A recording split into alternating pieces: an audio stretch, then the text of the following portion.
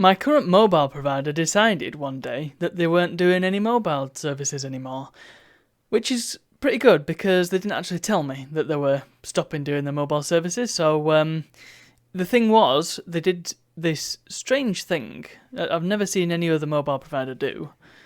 Every 12 months, I think, they would up their prices a little bit, and it said it was in line with, I don't know, I guess inflation, essentially. There was some other bobbins reason, but that's what they said anyway. And it probably boiled down to inflation. But what you could do is you could go back in and change your plan back. So mine was the £6 a month plan, and it'd go up to like £6.50 or whatever. So I'd just go back in, change it back to the £6 plan, and then it'd be £6 again. Make no sense whatsoever, but that was a thing.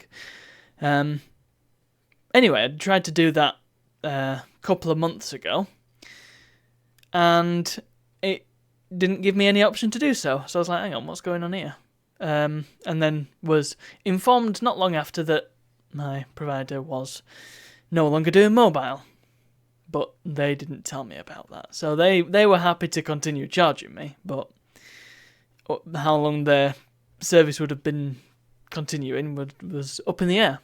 So I decided to jump ship, because what's the point? They're stopping their thing anyway, so whatever.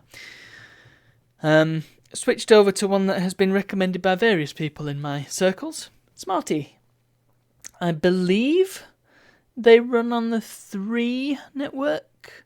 The previous one was on the EE network, and this one's on 3, I want to say. And, well, part of the reason why I went for this is because of the roaming. I do miss that very brief period we had where EU roaming was totally free for everybody. You could just do it whatever network you're on. Now it's not a thing anymore, but Smarty did have that. But also the fact that, well, they talk about no annual price rise, and it was recommended by my friends, and the thing was they did a nice cheap plan at the £6 price point, which is what I was already paying. Got a bit less data. I think my previous one did 5 gigabytes and this one does 4.